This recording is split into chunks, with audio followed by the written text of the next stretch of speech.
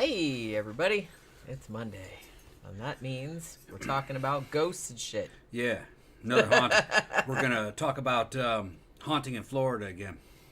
Yeah, I looked up when we talked about that before. It was way back on time episode 44. So it was like more than 5 years ago, I think. Yeah, it was a long time ago. Yeah.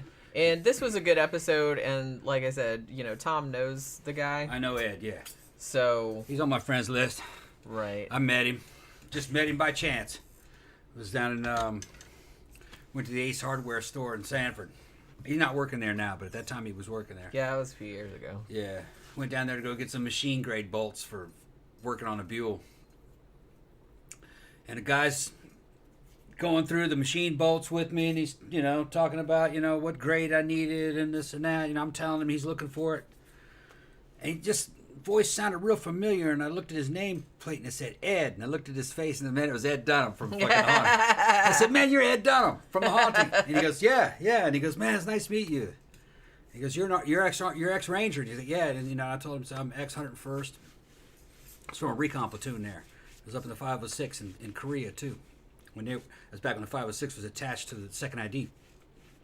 It's back at the 101st now. Anyway, he's like, oh, yeah. And I says, I saw some paranormal shit, too. He goes, you did?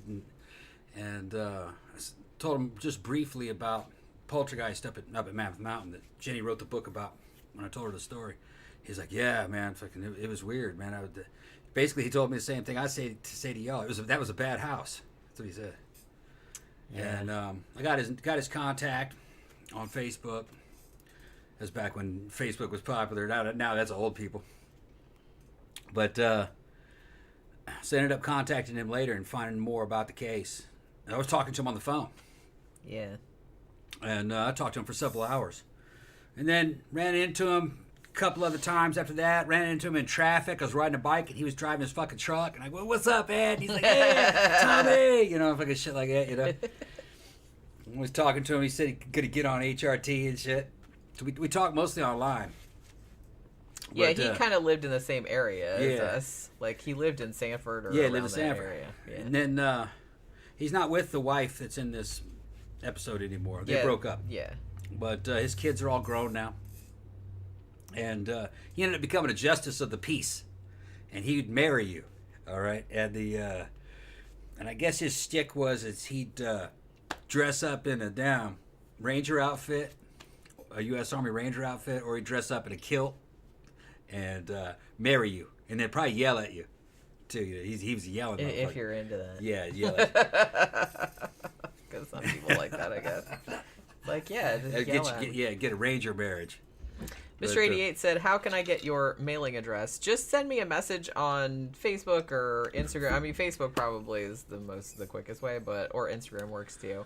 And I'll give it to you. Because I don't really like to just give it out on live, you know what I mean? I mean, I don't know why, because I trust you fuckers, but like not to show up on the doorstep or anything, but... Well, it's better if you're dealing with a person one-on-one. You know who it is you're giving the number to. Yeah, exactly. But, so this is a case where I have some insight in because I talked to Ed personally. I know him. All right.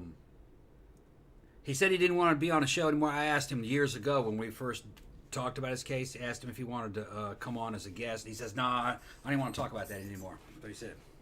So, I mean, it was a long time ago. Yeah. Like, the paranormal activity that he experienced was back in 2001. Yeah. And then I think the show came out in 2006 or 2007, and then we did a show about it in 2017.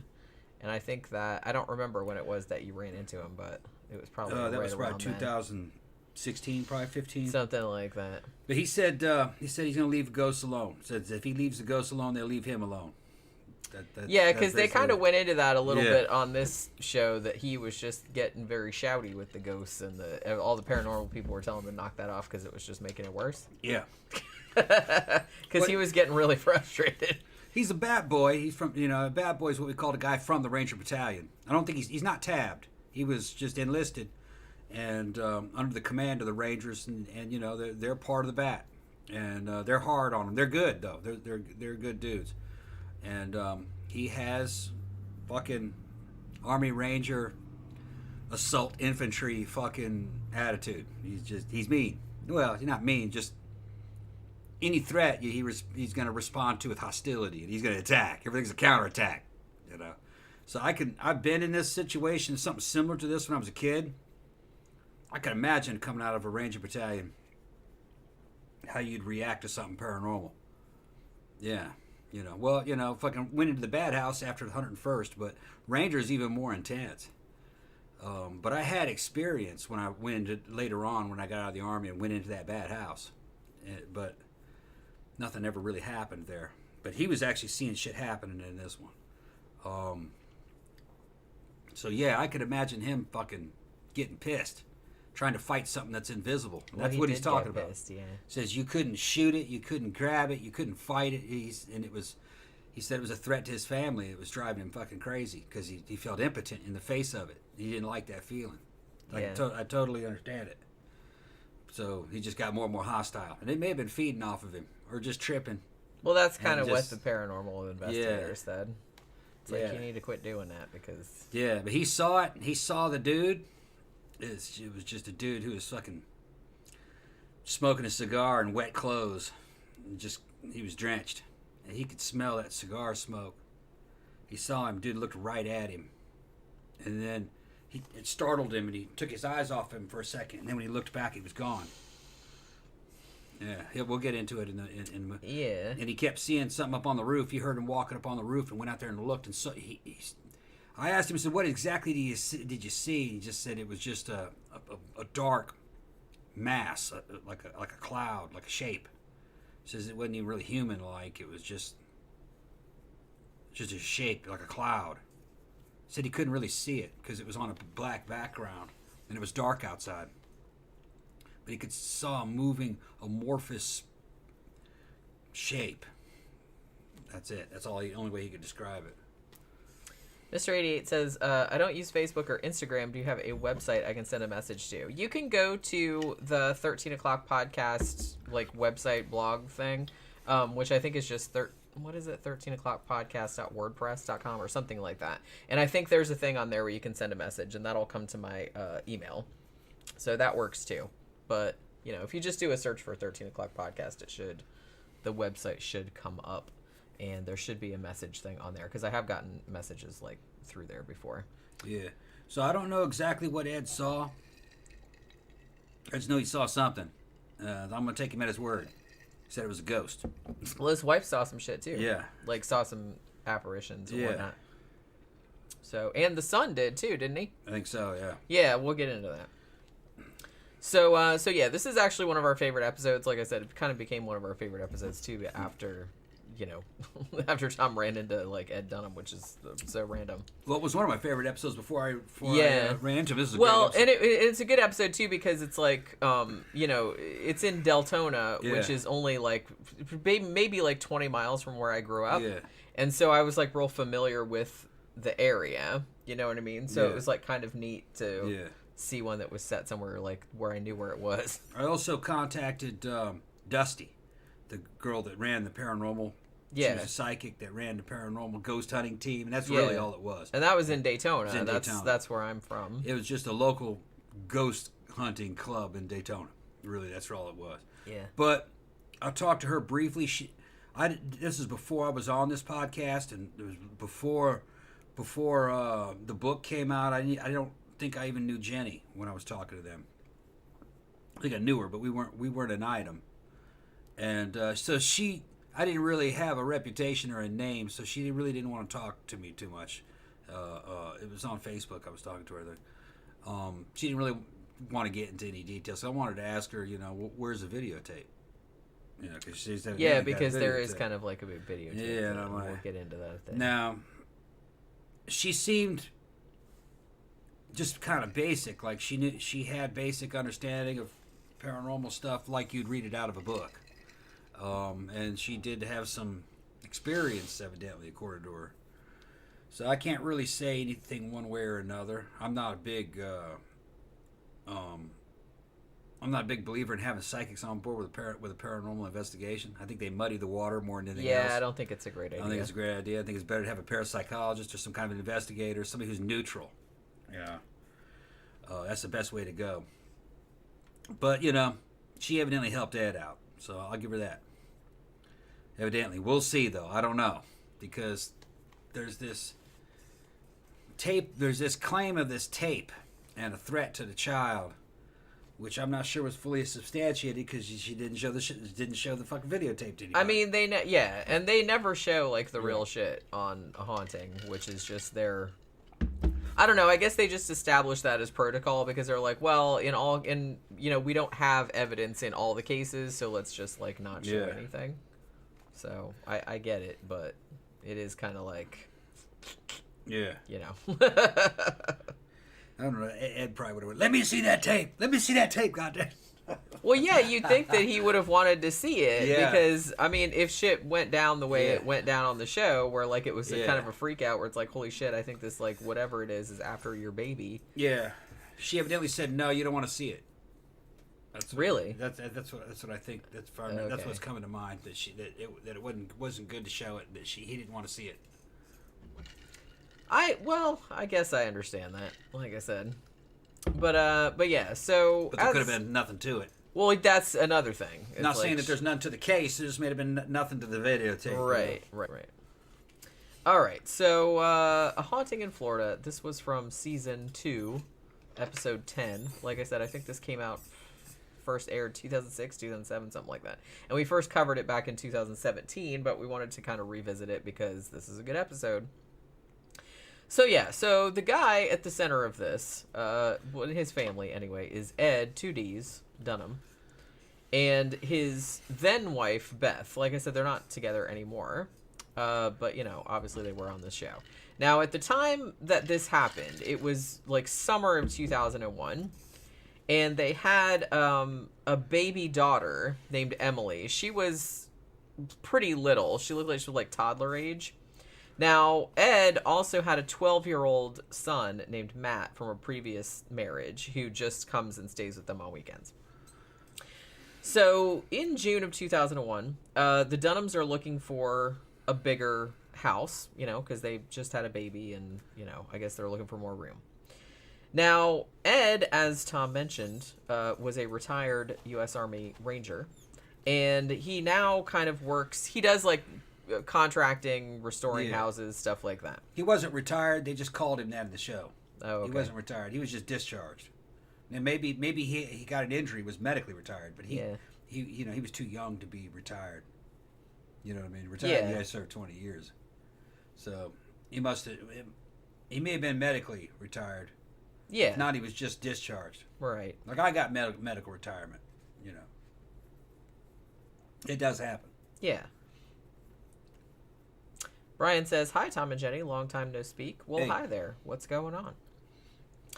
So, apparently, in his kind of new career of restoring houses and whatnot, he had a friend who owned a bunch of properties and knew that the Dunhams were looking for a house. And he's like, oh, I've got this really good deal. Like, it's in a, decent neighborhood. It's on a nice street. And it's, like, substantially, like, cheaper than the other houses in the area. So they go there to look at it. Now, initially they said, okay, well, the person that owned it or who had been living there left all the furniture and shit like that in there, which they thought was a little bit weird, but not that weird, because I guess the guy said to them, it's like, oh, well, the reason we're giving you such a good deal on it is because we want you to, like, pack up all the other person's stuff and, like, get rid of it. So they're like, okay, whatever. But then when they actually got there, it wasn't just a case of, oh, they left their furniture and their other shit there. There was, like, half-eaten food, like, left in there, like, spoiled milk in the refrigerator. Like, it looked like somebody just took off, took absolutely nothing with them. Yeah, like they ran in the middle of a meal. That's what it looked like. They tried to imply that. Yeah, that's kind of what they implied. Which, like I said, it wouldn't be that weird if it was just furniture and shit like that, because a lot of people leave shit behind if they're just like, oh, fuck it, I'm moving across the country and I don't want to, like, have to lug all this shit with me. I'll just buy new shit. But, yeah, the fact that there was just, like, half-eaten food left, they thought that was very strange. Yeah, Ed's wife is like, what the hell's all this? And he goes, well, I guess when he meant pack it up, he meant pack, because he was getting paid to clean the place up. Right. And to pack certain things up. I guess he goes, I guess that means cleaning this place up and doing all this dude's dishes, too. Yeah. because the dude You never left came like back. dirty dishes all over the place. I'm like, Yeah. Jesus Christ. I would have just thrown them out and started over, to be honest. Yeah, that's probably what he with you. did. I'm sure. Yeah. I mean, because like you're not gonna use them or anything. No. Gross. Not gonna mix them in with your dishes. Right. That's what I'm saying. It's like you don't know where the fuck that's been. Yeah. He could have like wiped his ass on that. You don't know. And listen to Jen. You don't know what people get up to. Only you would think of some shit like that. I know. That's just how I do. Yeah. That's the first thing Yeah. my mind went to. I don't know. Yeah, why. he wiped his ass on it. That's somebody's fetish somewhere. Wiping their ass on the dishes and then putting them back in the Jen's got a dirty mind, man. You know, you've read some of my shit. You've Yeah. read some of my fiction. Yeah. You know. But yeah. So, they're like, they got a really, really good deal on the house. They said, you know, it was kind of one of the nicest ones in the neighborhood. And it's not like a super, super fancy neighborhood or anything like that. But it was like a nice working to middle class Yeah, kind I've of been there. neighborhood. It's nice. It's a little older neighborhood, but it's Yeah. nice.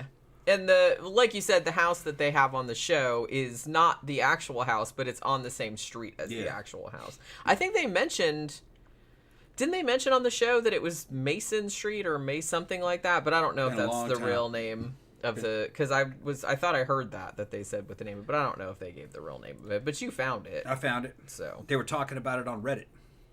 Yeah, I think it was Reddit or something like Reddit. A paranormal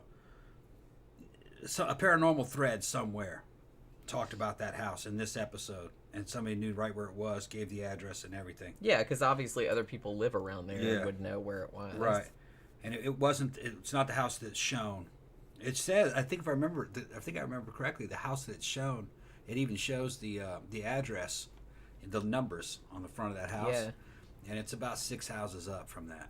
It's like a nice, like just a one-story like brick house. Yeah. It's Been a brick while with, since I've with seen white it. trim. I don't know what it looks like now because it's been a long time. But yeah. So Deltona, if you don't know, is about halfway between Daytona Beach and Orlando. Yeah, it's maybe a half hour from here, huh? Yeah, Yeah. probably about that.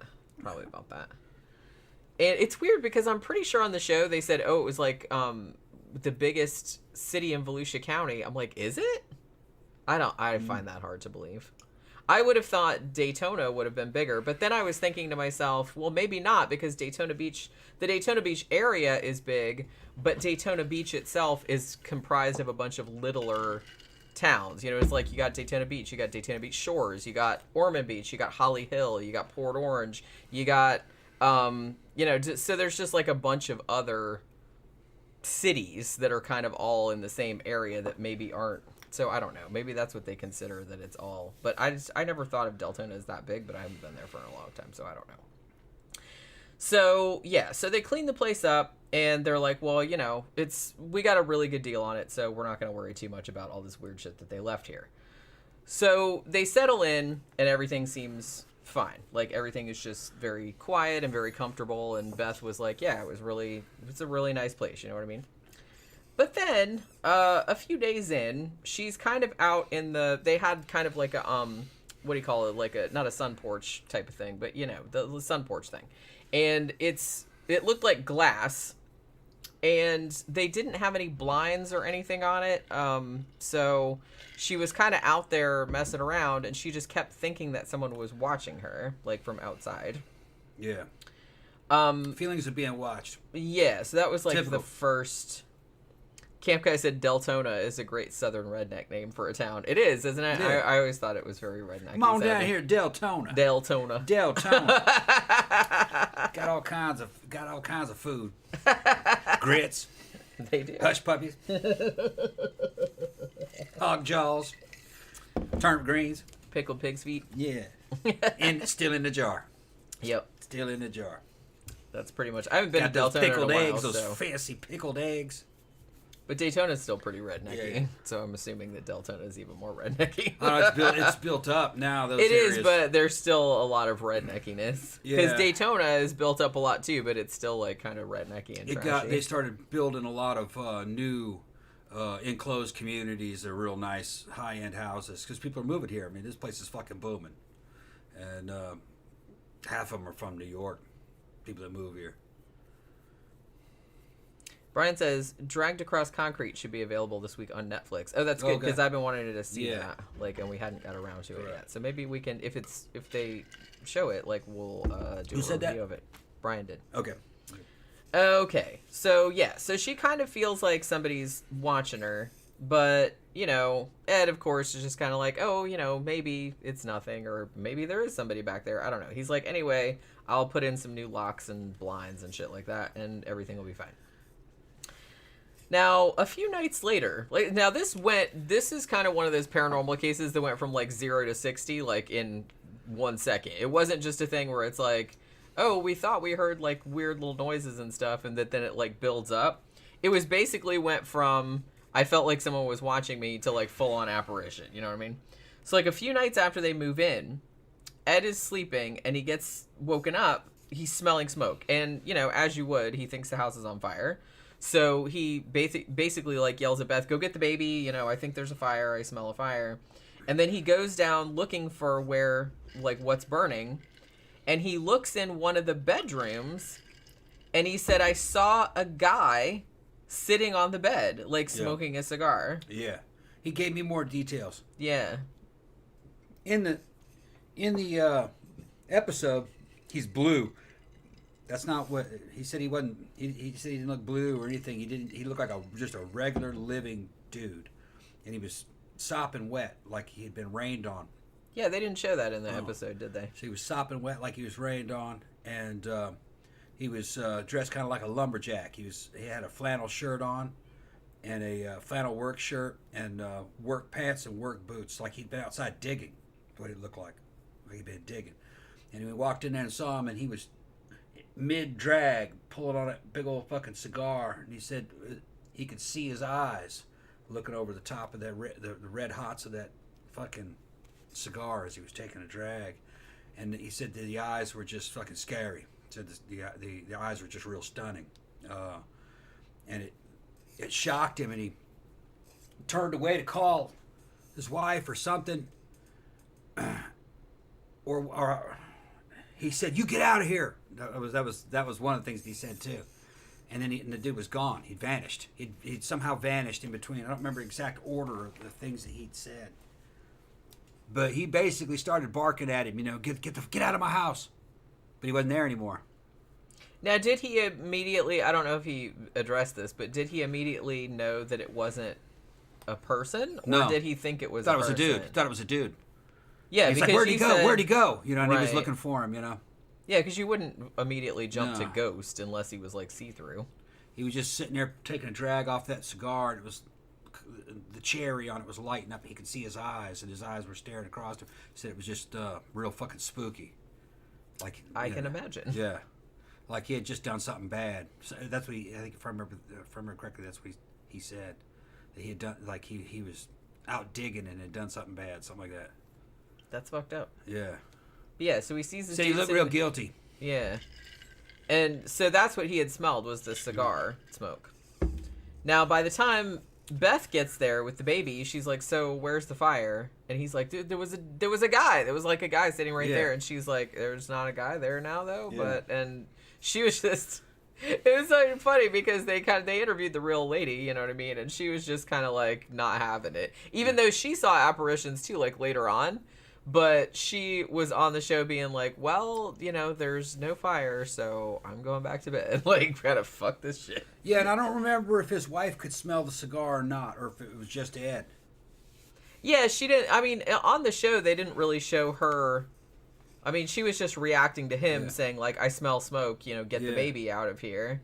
Yeah, that doesn't mean that it's false. It could be that Ed was selected to see that apparition by whatever force does it. And it may have not actually been there. It might have just been a mental imprint into his mind, like a message, you know, an image that he picked up.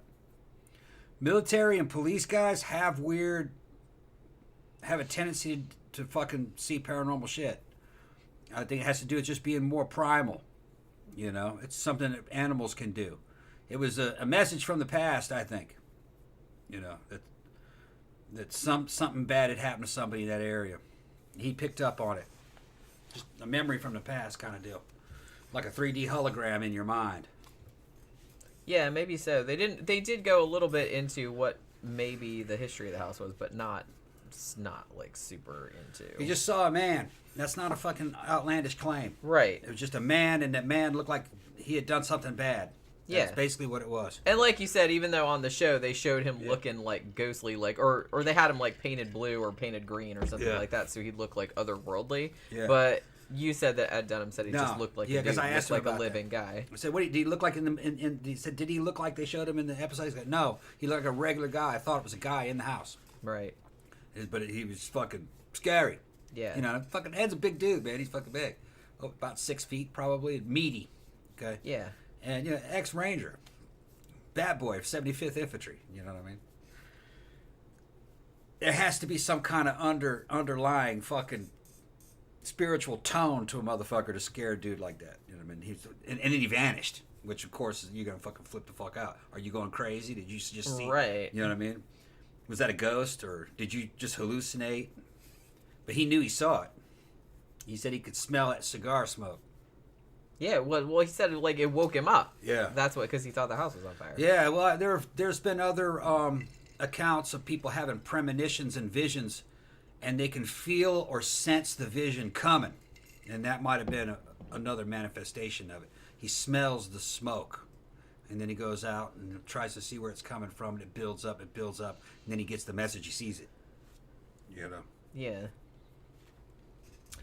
So, shortly after this, Beth discovers that she is pregnant again. So, like I said, they have the baby, Emily, who looked like she was maybe about 1 or maybe like 18 months or something like that. It was kind of hard to tell. So, they're kind of worried that they're not going to be able to afford another kid, but they're still like pretty excited and happy about it, even though it was not planned, you know what I mean? But they were just kind of like, we'll figure it out. We'll see. We'll make it work. So Beth actually starts taking a lot of naps in the afternoon because, you know, you get pregnant, you get kind of tired and worn out. While Emily is down for naps, like she takes a nap. So one afternoon, though, she wakes up in the bedroom and she also sees an apparition, but this time it's like an old lady, like in a, I guess she was like wearing a nightgown, like a night dress type of situation. She said she was like standing in the bedroom door and like she was just standing there looking at her. And again, it did kind of seem like she just thought it was a person. Like she didn't think it was a ghost immediately, even though on the show they made it look like spooky like a ghost, but she thought it was a person. So she calls Ed at work and she's like, there's somebody in the fucking house. So Ed like rushes home, but of course he doesn't see anybody. So Beth is like, it was this old lady, and she like describes what the woman looked like.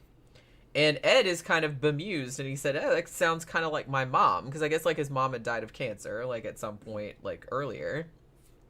And so he's kind of like, oh, neat, you know, like maybe my mom is like watching over us or something like that. And Beth is just like not having it. She's like, if it was your mom, like why the hell is she scaring the shit out of your pregnant wife? That's not cool. So she's like, I don't think it's your mom, but you know, so there was that whole situation. So Beth doesn't really like being in the house anymore. It seems like it's kind of like, especially after seeing the old lady, she's very, very unsettled. So she kind of just takes the baby out for a walk all the time because, you know, she doesn't like being in the house by herself because, you know, Ed's at work all day. So she has taken the baby out for a walk, and then she comes back into the house and she goes into the fridge like to get the baby like a drink or something, and then she looks up and sees all the cabinet doors in the kitchen are all open. Yeah, that's poltergeist right there. That yeah, and she's like, what the fuck? And then she hears the shower running down the hall. And I guess it was in the bathroom that's like attached to their bedroom. So at first, I mean, she's weirded out because of the cabinets. And at first she thinks, well, maybe Ed came home early and he's in the shower. But she goes in there. The bedroom door is closed, but the bathroom door is open. And she goes and calls to Ed. Like she goes in the bathroom and the curtain's closed and she can hear the water running. And she calls him and nobody answers. And then she whips the thing aside and there's nobody in there. Like, but the water stops like before she opens it. But it seemed like it was still on because it seemed like it seemed like it had been on. Yeah. Because it was like dripping, but I don't know if that's what really happened or if she was just hearing it. Like I don't know if it had really been on or not because she didn't see it on. So, yeah. So then she's like, well, shit. And then she realizes that she left Emily, like, in her stroller in the kitchen, like, all by herself because, she heard the shower and went off down the hall. And so she goes back into the kitchen, and all the cabinet doors are open again. So she's like, all right, fuck this shit. I'm just going to go out and sit out in the yard. So her and the baby, like, when Ed comes home from work, he finds Beth and Emily, like, waiting outside, like, just sitting out the side in the yard. And she's like, yeah, I'm not hanging out in that house, like, by myself, because all kind of freaky shit is happening in there today, and I'm not having it. So then, at this point, Ed starts his campaign of, like, yelling at the house and the apparitions therein. This is your house. This is your house. You have the right to live in it. That type of shit. Yeah, and she's like, well, and I was like, tell that to the fucking ghosts, then. It's like, they're the ones being weird in there. But yeah, he basically, like, yells at the house. He's like, why don't you mess with me instead of my pregnant wife and all this other kind of stuff. So that night, they said that that Beth and Ed, like, argued a lot about what they were going to do about the ghosts. And Ed is basically like, I'll find a way to fix it. I'll find a way to, because, he's that kind of guy. And also he tells Beth to lighten up. And I was like, that's probably not a good thing to say to her, like, after what happened. But, And while they're both in there, like, in the kitchen, kind of arguing about what they're going to do about it, they both hear, like, a knocking sound, like, on the walls, like, in the kitchen. They did both say they heard that, right? They were both, like, standing there. Yeah, and it was moving around, I think. Yeah, like, well, and for a second, it seemed like Ed was almost, like, making light of it, because he went over there, he's like, I'm going to knock back, like that. And then, like, it did it again, and she's like, please stop that. You know what I mean? You're just making it worse. Yeah, this is poltergeist type activity. Yeah. They're known for that. Which, is this haunting or poltergeist? Or is it poltergeist that can make apparitions, Yeah. I don't know. I don't know. Wasn't there. Neither was I. Could be either. Usually ghosts don't move anything. Yeah. So a few days after that, Ed's son, Matt, who's 12, he comes for the weekend. Like, he usually comes and stays with them every weekend, I guess. The rest of the time he lives with his mom. So he's I guess he's sleeping on the couch, like, in the back sunroom type thing. And he's watching TV, and I guess the way they portrayed it on the show, like, he heard breathing, or he heard somebody, like, calling his name, like, whispering his name, like a man's voice or something like that. And Matt said that he could kind of feel the tension in the house because, Beth and Ed were fighting a lot because they didn't know what they were going to do about the ghosts, and there was, like, a lot of, stress in the house, obviously. Now, Ed actually doesn't want to, because Matt was like, hey, I thought I heard somebody calling me, and it was, like, really weird, and he was creeped out. But Ed was like, no, you didn't hear anything, or you didn't see anything. Like, he was trying to, like, make him deny it. And Beth is like, yeah, but, she was trying to ask the kid, like, what he saw or what he heard. But Ed doesn't want to, like, involve the kids. But Beth is like, well, maybe we should get rid of the ghosts, like, before we let Matt come over here if you don't want the kid, because he's obviously heard something. You know what I mean? So they were kind of, like, fighting about that, too. But then, later that night, like, Matt is watching TV, and he hears something outside, it seemed like. And then, apparently he saw the same ghost guy that his dad saw earlier, like the cigar guy that was sitting on the bed. At least that's what they showed on the show, because they kind of showed him sitting on the couch, and then there was, like, a shadow of a man, and then they showed him, like, kind of looking over like that, like, oh shit, and then, like, the guy, like, walked through the thing. So I'm guessing that he saw the same apparition. They did have the kid, well, he's not a kid anymore, he was grown up, but they had the adult kid on there talking, and he said he was petrified by that. So I'm assuming that he saw the same ghost, but he didn't tell anybody at the time, like, what he saw. He just, like, kept it to himself. So then, a few days after that, Ed and Beth are both woken up by hearing something. They said it sounded like something being dragged across the floor, like, in the other part of the house. So Ed goes around to look. He's like, it really sounded like somebody was in the house, but obviously doesn't see anybody, and starts yelling at the ghosts again, like, just get out, leave us alone, blah, blah, blah. And Beth tells him, like, knock it off. And at this point, Ed, again, he's just, like, at complete loss. He has no idea what to do. As we've mentioned before, a lot of the dudes like this are kind of this personality type. They get really bent out of shape by paranormal stuff because, like I said, most of the problems that they have in life, they can just punch it or they can fix it or figure it out, and you can't do that with this, and so they're just like, I'm out of ideas. You know what I mean? It's too elusive, right? And they don't really like that kind of, the guys like that. Like they seem to like just things that are solid and they can easily figure out how to fix it. You know what I mean? And you can't fix that. So he doesn't know what to do. So he starts doing a bunch of research, and he finds the Daytona Beach Paranormal Research Group, I think is what they're called. I don't know if they're still around anymore. Probably not. Probably not. That was like a web group. This is like a long time ago. Yeah. Oracle says punching ghosts doesn't help. It does not. It does not. Or kicking them or shooting them or anything. So he basically just posts a request on there for help. So Dusty Smith, who's the founder, who you said you had kind of talked to briefly online a while back. Long time ago, yeah. Yeah. 2010, maybe. Yeah.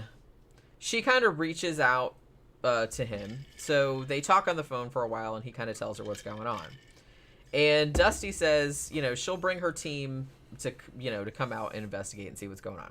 So 2 nights later, they show up, and they set up all the equipment and shit like that, and start interviewing Ed and Beth while they're all taking, base readings around the house and whatnot. Now, while they're doing the interviews, apparently the whole entire team heard this banging on the walls, like Ed and Beth had heard before in the kitchen. So they were like, okay, well, that's pretty definitive there. And then I think they also said that the temperature noticeably dropped, or there were wild temperature fluctuations, they were going around. And so there was all this banging, and the first thing they thought of was oh, well, maybe it's the water heater. So they go in the garage, but Ed comes in and he's like, it's not the water heater. I've already checked that 100 times because I thought the same thing as you, but that's not what it was. And they didn't get an unusual reading around it anyway. But yeah, so they heard weird noises and stuff. So they go around and start checking out the spots in the house where people had seen apparitions, you know what I mean? Now, Dusty said that when she was standing, it seemed like she was standing in the hallway and, the ghost or whatever, yanked her head backward. It looked like he kind of, grabbed her hair and, yanked her head back. Something like that. And Dusty also tells Ed not to yell at the ghosts because he's making it worse. But, she was like, I know you want to, but, don't do that because they kind of feed off negative energy and whatnot. So they set up all the EVP recorders and, all the temperature fluctuation stuff and everything.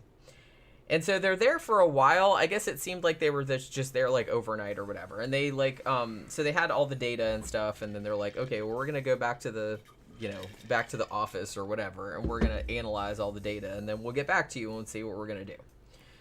So the next day, Dusty goes to the county records office and gets the property records for this house. And she discovers that this house has been sold multiple times, just in the past few years, always for much less than its market value, which might lead some people to believe that people were just leaving or abandoning it or selling it quick or whatever. Also kind of a thing about, Native American sacred land, yada, yada, that I feel like that's par for the course for all of these shows. And plus, I'm not sure, they were kind of a little bit vague on this, but she said she discovered that maybe a man and an old woman had died in the house, at separate times, you know what I mean? Which would account for both of the apparitions. But she didn't really say how she determined that. Right, because she heard Ed describing a man and a woman. Yeah, so that's what I mean. So I don't really know, because they did keep it kind of vague. It's not like they were hey, this guy named, Mr. Whatever, did live here and he died in this house. That was documented. I'm not really sure. You know what I'm saying? And it's always kind of like that. They're always, really vague. But she said that she thought maybe, the man and the old woman had died in the house. Not at the same time, obviously, but, over the years. So she also listens to the EVP stuff that they recorded.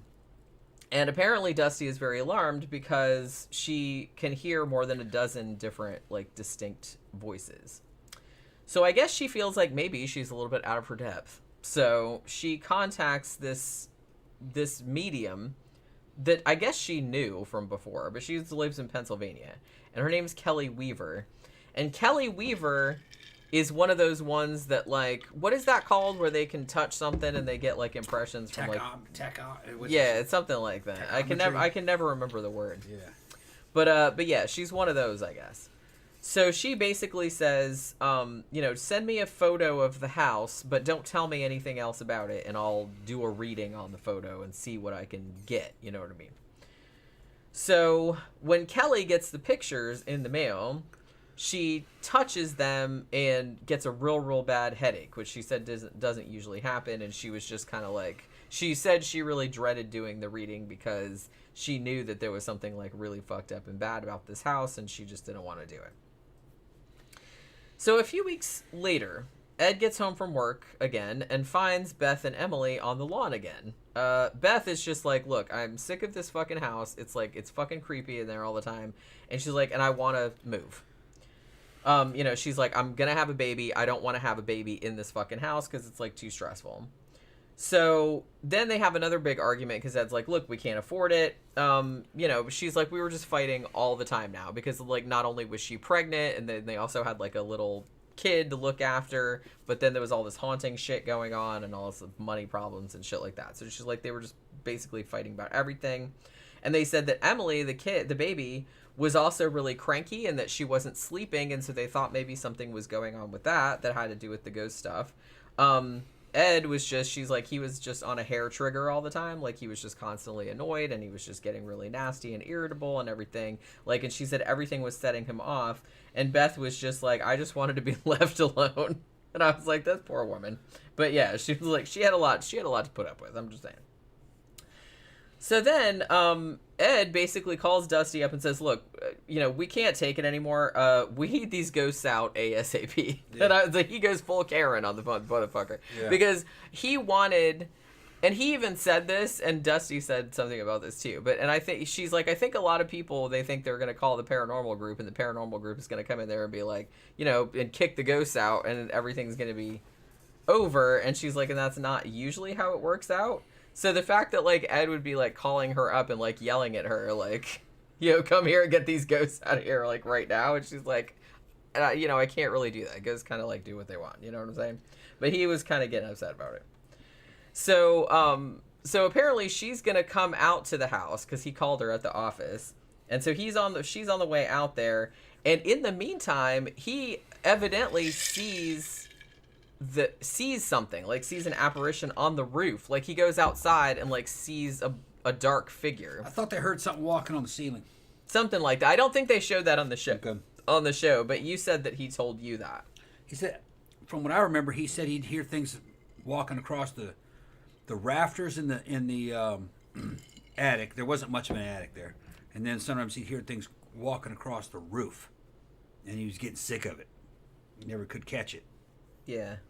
That's what I remember. It was a long time ago that I talked to him about it, though. I mean, I remember you saying... He saw it on the roof. Yeah, because they showed that. They showed that. Yeah. He couldn't quite make out what it was. It was just a black cloud on a black background at night on the roof. Just running around on the roof. Because he had like a flashlight or something, but... Yeah, he just... I don't know if he had a flashlight in real life. But on the show on the show he did. He didn't mention anything about that from what I remember. He said he couldn't quite see it. He just saw something moving across. And he's going, hey, you get off there, yelling at it. I see you. Yeah. That kind of shit. Yeah, he was just, he was getting a little, a little antsy. Yeah. A little crabby. But yeah, so while he's out there yelling at the ghost on the roof. Yeah. The ghost on the roof. Dusty pulls up in the car. And again, tells him, please don't do that. Like, don't yell at the ghost because, you're just making everything a million times worse because they feed on negative energy and they probably get a kick out of, out of antagonizing you. And apparently, I don't know if Dusty took a picture of whatever was on the roof or if Ed did. But they said the picture just it didn't show like a figure, but it just had a bunch of orbs, which, are usually bullshit. Usually bullshit dust, yeah. Dust or bugs or something like that. So I've never seen an orb picture. I'm not into orbology. Yeah, I'm not into that orb thing either. That's because there's too many other things that could be. It's not impressive. Like I said, if you want to impress me with a ghost picture, like take a picture and then it has like a big fucking demon face or something like that and you didn't Photoshop that shit. Then I'll be impressed. But not orbs. I'm like, yeah. It's a moth, okay? Just calm down. So, Dusty also says that Ed is probably like riling the ghosts up because they know that he can see them. Yeah. You know what I mean? So they get a kick out of, like, trying to get a rise out of him. So Dusty comes in the house, and they're just like, okay, well, what the fuck are we going to do? And she's like, well, we could call a priest. And they're like, well, they didn't seem like they were real religious, so they don't belong to a church. And it's like, I don't think we'd be able to get a priest out here because we're not, a member of any church or anything like that. And, Ed is starting to get kind of aggressive because he's feeling like, there's nothing that can be done about this. And Dusty's like, well, we could try to do a cleansing ourselves, like, in a couple of days. So, also, at this point, Beth says, I think something might be going on in Emily's room, like, in the nursery, because she hasn't been sleeping. Like, she's always waking up and crying, and she's always, like, really cranky, and it seems like she's not sleeping at all. So maybe there's something going on in there, too. So Dusty says, okay, well, I'm going to set up, like, recorders in Emily's room so we can see if something's happening in there as well. And while they're doing that, it seems like, because Emily has already been put down to sleep for the night, and the baby starts crying, and then the bedroom door, like, starts rattling. And then Ed starts, like, freaking the fuck out, like, just running around the house yelling at the fucking... He's just yelling at the ghost through this whole thing. You think you're in hell now? You think you're... I'm just like, what are you gonna do exactly? What are you gonna do exactly? Play psychological fucking warfare. Now that I'm hearing this case again after so much time, this is poltergeist. This isn't ghost. It's just consistent with poltergeist. I'll get into it. Later, though, after you tell me. Yeah, I'm almost done with the recap. Yeah. So then you can get into it. Yeah. So basically, because that happened, they're like, okay, well, we're moving the baby's crib into Ed and Beth's bedroom because they were, like, afraid to leave her by herself because, of the rattling and whatnot.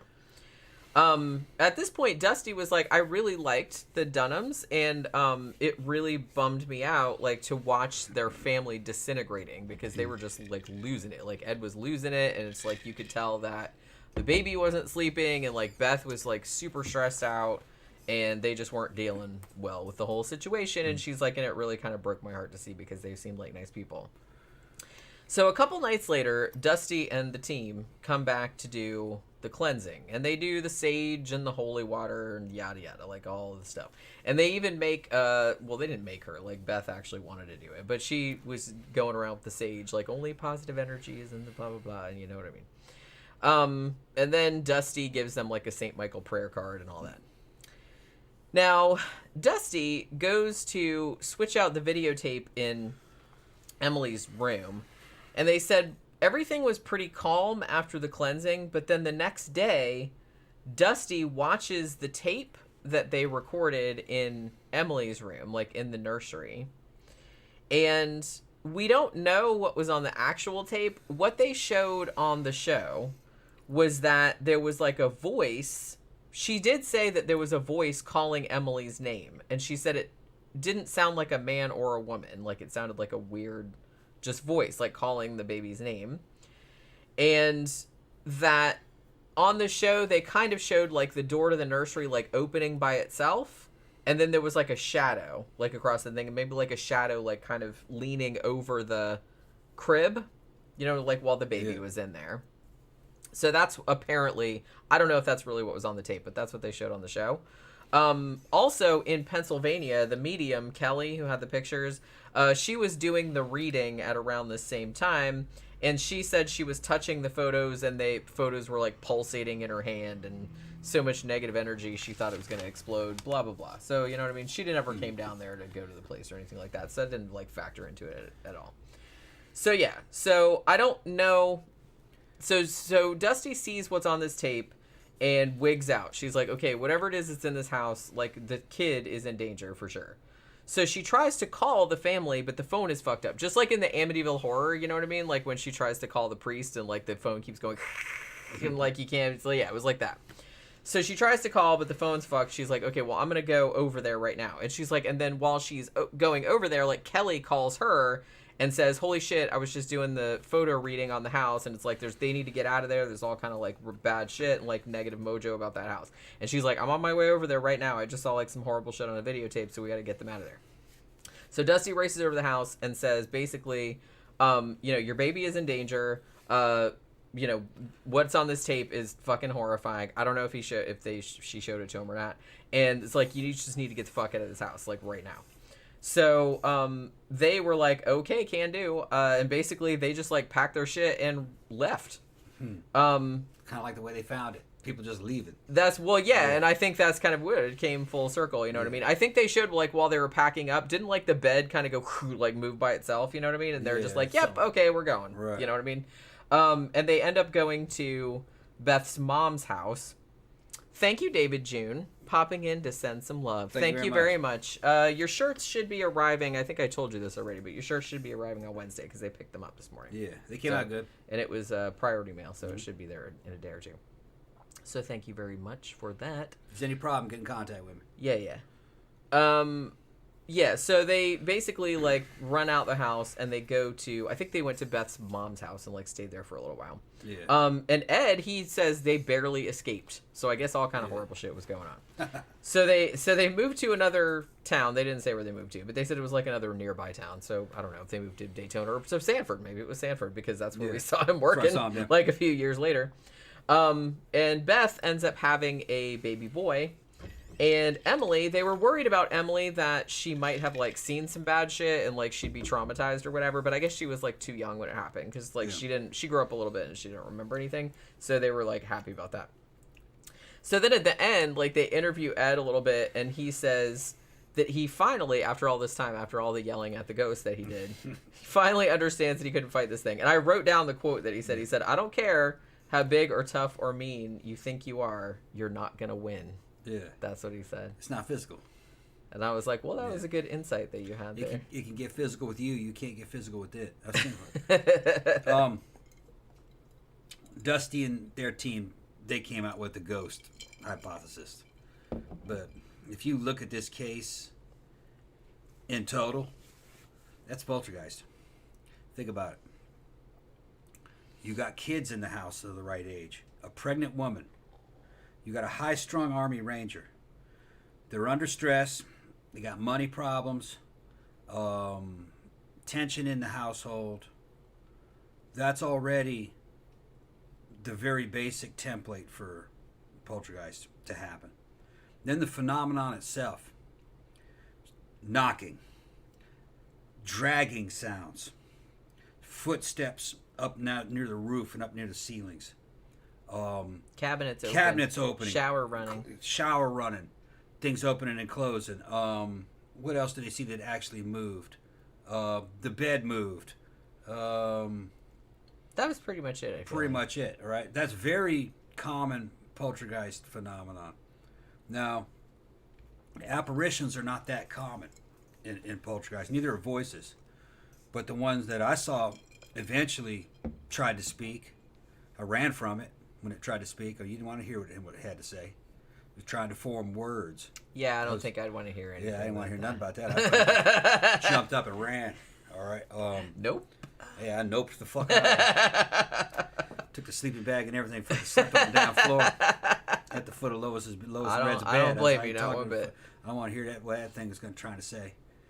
And we didn't see any apparitions in terms of humanoid apparitions, but we saw like little spherical distortion type things you weren't quite sure were there, and blue haze, like this blue haze that you could see it. Everybody could agree when it was there, but you really couldn't. You really weren't sure. Yeah, you're like, is that there? Yeah, it's there. You know what I mean? But it wasn't solid. It was some kind of energy field or something. So this is a poltergeist.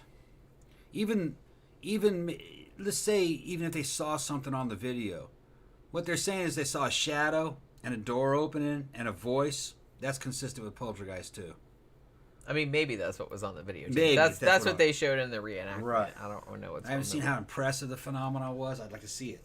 You know, probably not impressive, for she was showed it. That's my hunch. Maybe nothing.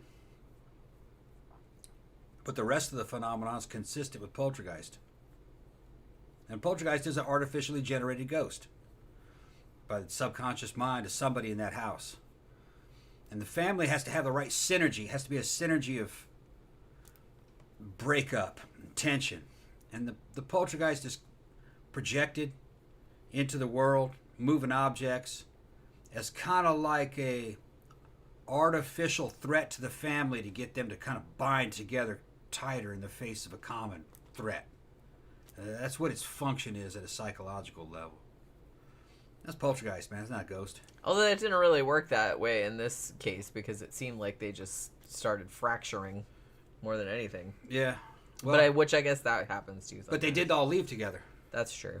So maybe that worked. And then even if you did like a little seance or a blessing or some shit like that, that might kind of pacify whoever's making the poltergeist. If they believed it worked, maybe it would work. But in general, things like that don't work. Exorcisms don't work because it's not a demon, so you can't cast it back out to hell. A kid's making it. In the original story that the Exorcist was based on, one of the guys helping, I think he was like an altar boy that was helping him, when he saw the phenomenon, he recognized it immediately as poltergeist.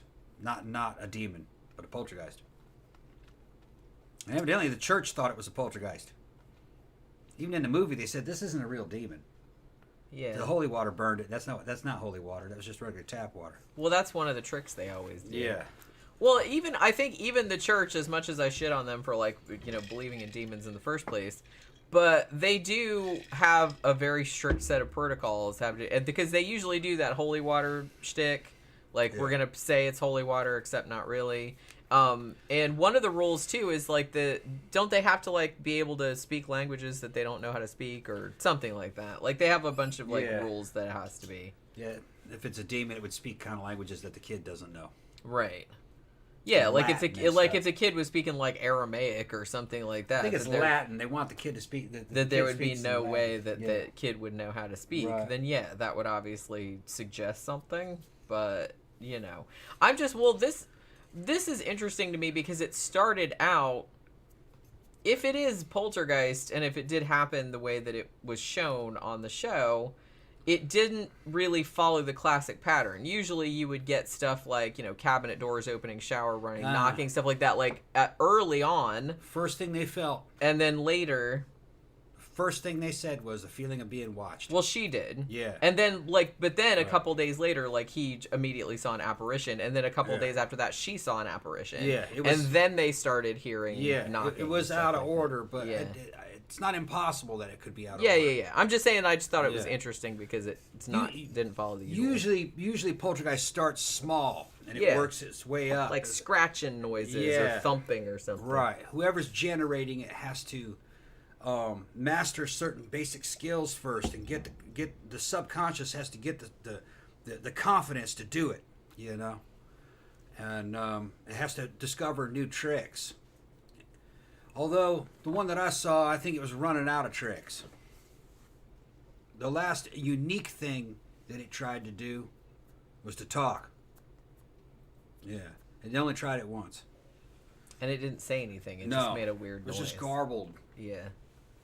Sounded like it was underwater and talking backwards. Out of thin air. Couldn't make out what it was saying. It started off as blunk, blunk, like bubbles going through water. Sounded like backward masking on a damn record. My hair fucking stood up like that. Well, yeah, that's a sound you really don't want to hear coming out of thin air. Came out of thin air. About 5 feet off the ground and about 3 feet out from a corner in a room. And it was dark. So, because that shit sounds freaky even if you know what it is. Even if it's a record playing backward, it's still creepy sounding. And if it was just coming out of thin air, I got up off that cot and fucking jumped out of the fucking sleeping bag and fucking grabbed the sleeping bag with me. Went out the fucking door. No! Nope. I left Wesley's sleeping ass in there with it. Well, he couldn't hear. Yeah, and the night before it had thrown all the damn laundry on me from the dressers. From the dresser. Poltergeist was such an asshole. Yeah, throwing shit on me. Throwing clothes on me. Yeah. Clean clothes. Ben made a good point, actually. Children, subconsciously cause the phenomenon, but it is referenced by their cultural expectations. So if they've seen movies like Poltergeist, then the phenomenon will be similar. Yeah. Yeah, and I do kind of feel like, and we've kind of talked about this before, that if, for example, the family is religious, then a lot of times a poltergeist outbreak will mirror religious motif, will mimic a religious motif, and the more you expect it to act a certain way, the more it acts like that. Yeah. Like, so if you expect it to be a ghost or a haunting, it'll start acting like that. Or yeah, I remember hearing some weird ass cases, reading them back in the 80s, stuff that happened in the 60s or the 70s supposedly, and where some little boy's poltergeist was acting kind of demonic, but then once the kid got into a good mood, it would do things like just from out of nowhere just drop fucking hundreds of fucking rose petals just out of the sky. You know what I mean? They never saw where they came from. It's just people would be in the room, they'd see that they were already falling, little rose petals, and nobody knows where they came from. That's pretty weird. Yeah, they would bring little gifts and stuff, try to make amends. Better than that throwing rocks at you like it usually does. No. Dropping rose petals. Because a lot of them like drop rocks on your fucking house like jerks. David June said, got Mammoth Mountain Poltergeist on Audible last year. Really scary story. I find myself listening to it every few months. Yeah. Yeah, I still remember when you first told me that story. I think you didn't want to tell me at first because you thought I wasn't going to believe you. Got Lois and Red on the phone, though, fucking they're telling the same story. I did believe you at first, but I was like, man, that is a crazy fucking story. Yeah. And, That's why I'm fucking so weird, man. I grew up with that shit. Always looking over my shoulder. And then having fucking out-of-body experiences, near-death experiences and shit. And then, think about it too much, it comes back. You know, last time it's done a few things here, but it's just phenomenon, you know. I haven't seen anything here. Through the ring. But you have. Yeah. Yeah. Through that little skull ring. I think that was all it's done. Yeah, I remember you telling me about that, but I wasn't home. Yeah. Or I was in the other room or something. Yeah. I looked at that ring and my eyes were scattering across. My eyes landed on it for a second. When I looked away, I saw it out of the corner of my eye. It flip up and then flutter down and float down to the ground like a fucking leaf. And it's metal. Then it happens so fast. It'll happen. Jenny's seen me do it. It'll happen and I don't notice it until after it's gone. Like when it threw the remote. You know? You're kind of in a weird mental state where you're ignoring it. You're focused on something else. Thank you very much, Dom the Bomb. Yeah, hi, Jenny and Tom. Sorry not been around as much of late, but have a drink on me. Thank you very much. That's awesome. I was thinking the other day that it's like it did a bunch of shit at our house at Sanford, and I think we usually forget to bring this up, but remember how it opened that patio door that we never opened. Yeah, I found it. Even though the lock was still... It was still locked. It had the deadbolt was still out. But it was a two-part door. It was wide open. Yeah, it was wide open, and Beijing is sitting there just looking at it like, that's not right. And we never opened that door. Yeah, never opened that door. I think we opened it one time, like when we were moving in, like to move something out onto like the grill or something out onto the porch. But other than that, we never opened it. And I got up to go to work, and it was like one of it was open, and the deadbolt was still engaged. And Beijing was just like sitting there looking out the door, going, "What the fuck?" She was like looking at it like that. Yeah, why is that open? And I'm sitting there going, I don't know, sweetie. I don't know why it's like that. And I don't think it had been open for very long. Probably not. Thank you again, David June. Dom gives a drink, I offer a shooter. Thank you very much. Man, we're gonna be fucked up by the time this is over. But yeah, because I got my lemonade, lemonade and vodka. Anything else you would like to add to the Ed Dunham haunting in Florida case? No, I think that's enough. That's it. I think I've pretty much. You think that's enough? Yeah, I think it was poltergeist. Yeah, the more you talk about it, like I said, it did kind of seem like so many apparitions, but. I don't know. Some poltergeist cases have that. And like I said, I had a whole chapter in my Unseen Handbook of ones that apparitions were involved. There was usually other shit going on too, but like some people did kind of see apparitions at some point. This would have been a weak poltergeist in terms of physical phenomenon, but real strong in apparition. You know, that's kind of an unusual feature. And the apparitions, both of them apparently said that they just looked like real people. Yeah. Like, because they saw different ones. Like, she saw an old lady, and he saw, like, that guy. And I guess the son saw the guy, It may not take any energy to do that. It's just like a mind trick. You know what I mean? It puts that image in your mind, and you believe you saw it. That would, Well, like you said, it'd be easier than, like, actually making it probably doesn't make... a hologram. Yeah, it probably doesn't make a hologram. It just makes you have a hallucination that you saw it. Puts the image in your mind. so strong that, yeah, you did see it, but it wasn't there. If somebody else saw it, it wouldn't be there. You know what I mean? Yeah. Like, the wife didn't say she smelled the cigarette smoke, but he did. Or the cigar smoke, but he smelled it. That was part of the hallucination. Yeah. Zach said, did y'all catch the Oscars last night? No, I forgot it was on. They were talking about it at work, and because there's a couple movies that were nominated, or that one that I had wanted to see, but I haven't got around to it yet. I was actually watching last night we watched A Haunting. We watched this episode, and then I started watching on Netflix, what's it called? Sins of My Mother. That 3-episode true crime thing about that fucking crazy Lori Vallow and Chad Daybell case. I think we talked about it. Well, I got one more to watch, but I'll watch that like after the show's over. But I think we didn't do a whole show about it, I don't think, but I think we did. Remember when we used to do like news segments like at the beginning of the show? And I think we did one about that because it was very much like in the news at the time. Yeah. So I wanted to see, because I kind of forgot like how that resolved itself. So I watched 2 of the episodes last night, so I'm going to watch one of them now. And so that is a fucking crazy-ass story. You can't make that shit up. Yeah. But, yeah, so thank you, everybody, for dropping by, and thanks for super chats this evening.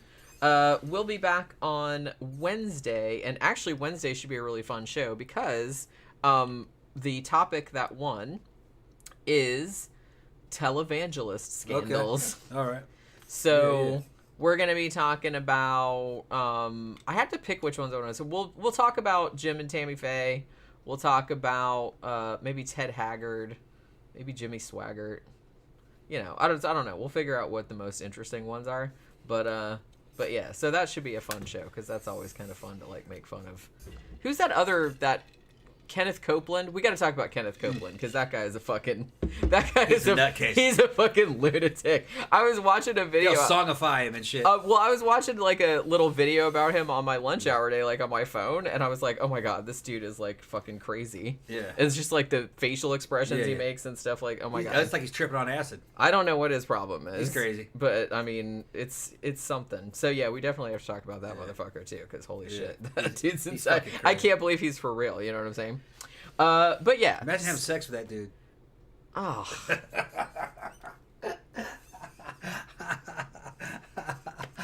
Thanks, Tom. You just killed my sex drive forever. Imagine having sex. Why did you do that? Because that's the least sexiest motherfucker I've ever think of. Why did you do that? Imagine you got paid. You're the prostitute. You're getting paid. You have I'd be like, not for any price. No. I mean, I don't think you could pay. I don't think you could pay me enough. Ken Copeland. I don't even think you could pay me enough to like touch that dude. The motherfucker's crazy. Much less, I mean, he looks like Alfred E. Newman and shit. I don't know what the fuck his problem is. He doesn't, like I said, he looks like he's like not even a real person. I can't even. Alfred E. Newman crossbred with Yoda. I don't know. It's crazy. Yeah, or that ventriloquist dummy from Magic. Oh yeah, Fats. Look, I gotta go. All right. He's gotta go. All right. So yeah, be sure to tune in on Wednesday night. We're gonna have a good time making fun of televangelists and talking about all those fucking scandals, mostly from the 80s, but we might talk about like some newer ones too. So hopefully you can all drop by for that. So thanks for coming by and hanging out with us this evening, and we'll see you guys on Wednesday. Good night.